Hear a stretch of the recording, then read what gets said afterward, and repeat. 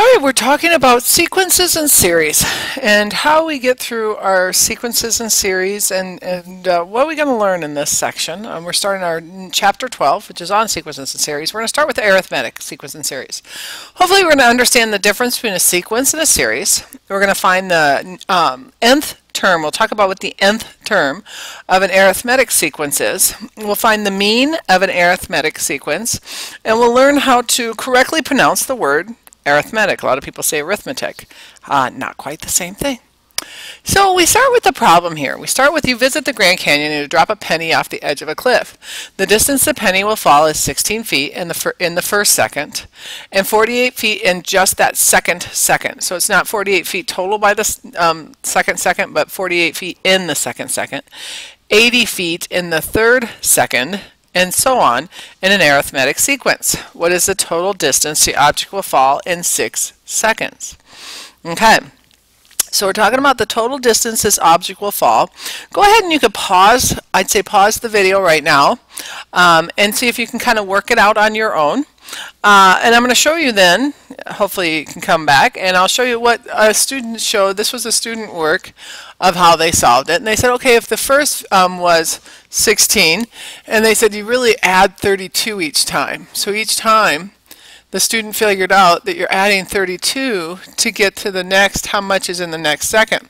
But then if you realize the question, a lot of people miss this at first, the question is, what is the total distance? And so the emphasis was on this total distance. Well, that total distance shows that my answer here is actually 576 feet that we were working with here.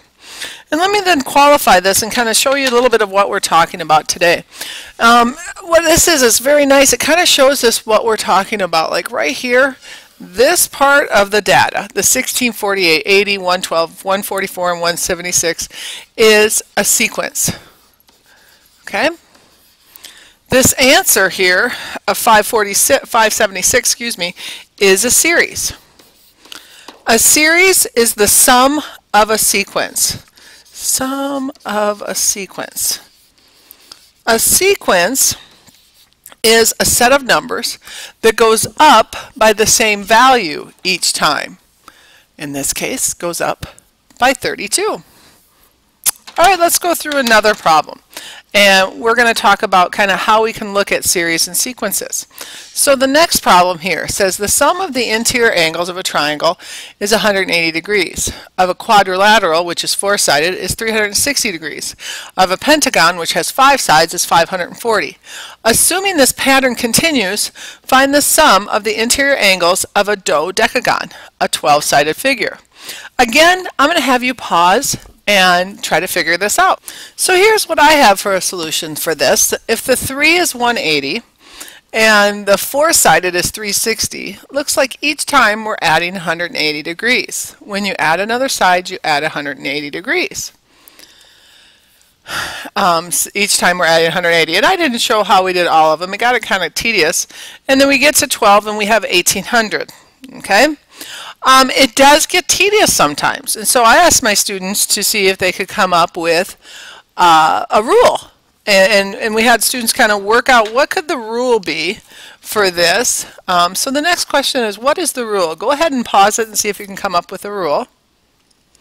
What we came up with was the rule: you take the number of sides and subtract 2 and then multiply by 180, and that would give you the sum of your angles. So the sum of the angles would equal the number of sides, subtract 2 from that, and multiply it by 180. So at 3 it was 1 times 180. At 4 it was 2 times 180. At 5 it was 3 times 180. At 6 it's 4 times 187. It's 5 times 180. So at 10 we did, or at 12, excuse me, we did 10 times 180. When we're looking here at the 12th, this 12 sides, all right, on a technicality was, for this list, would actually have been the 10th term. So this is actually the 10th term in my list, all right? We could also say, well, I choose to say that 2 and 1 and 0 is not really in here. So technically you could say it's really the 13th term, or you could say it's the 12th term. I understand why you would say it's the 12th term. But a lot of times we'll say we're looking for the nth term sorry, I got to spell right, of a sequence, all right, and we just have a sequence here, not a series, because we weren't ever asked to add them all together. And the nth just means how many we've worked with, all right. So I think I'd be okay with calling this, because our n is going to be the 12th term. All right, so it's kind of the n can change depending on what's your starting value, but I would call this the 12th term. I think that would fit our needs very easily here. Here we have another one. We have a trainer telling you that your jogging program is to come back after knee surgery kind of slowly. During the first week, we say, okay, every day do 12 minutes that week. In the second week, you add 6 minutes per day. So in the second week, it would be 18 minutes. But each day of that week, it's 18 minutes. In the third day, it would be, well, 18 plus 6 again, because then it's okay to increase by 6. So 18 plus 6 would be 24, and then you can kind of do weeks and go on plus this. And it says, how long before you are up to jogging 60 minutes per day? I'm actually not going to give you the answer to this one, so you can go ahead and pause it, try to work it out.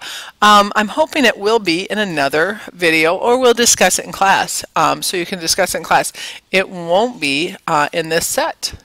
Here's another one that's a good problem, and I'm not going to give you the answer right now, but you can feel free to pause it and go through and try to figure out the answer, but I'm not going to go over it right now.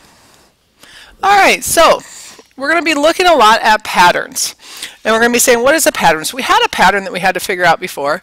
Here, what's our pattern when we're looking here? Well, hopefully you'll see quickly our pattern is that each time we're adding 3 as we progress, okay? When we have what's called an arithmetic series, it means that we have something that's being added to each term of our series. Okay, so our terms would be the -2, the 1, the 4, the 7, the 10, and so on. And what we're adding is the 3. So in this particular problem, our D, in other words, the difference each time between each term, is 3. So in arithmetic series, it's going to be a big thing to say, what are the differences? Now here it'll say, what are the next 4 terms in this series? So you have to figure out, what's that difference? What am I adding each time?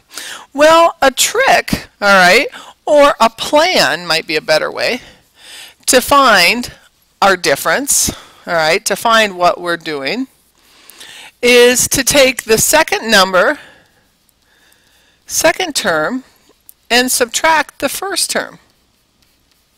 All right, now that word difference kind of makes sense. Well, the second term here minus the first term is -2 minus a -6.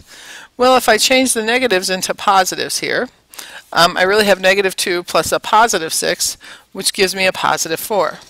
Let's see, does that work? Are we really adding 4 each time? Yep, it really does work for each of these problems. So now my problem is going to be, how can I keep adding 4 more times? So the next 4 problems here would be 2 plus 4 are 6, 6 plus 4 are 10, 10 plus 4 are 14, and 14 plus 4 or 18. So our answer here is 6, 10, 14, 18. Our D, or our difference each time, we had to first calculate, and that was 4. So in arithmetic sequences, we have a list of numbers, all right, and this is just representing individual numbers here, which the patterns are adding have a common difference, okay? Then we have this thing called a recursive formula, and when we're trying to find the nth term, let's say, we had a dodecagon, we were finding 12.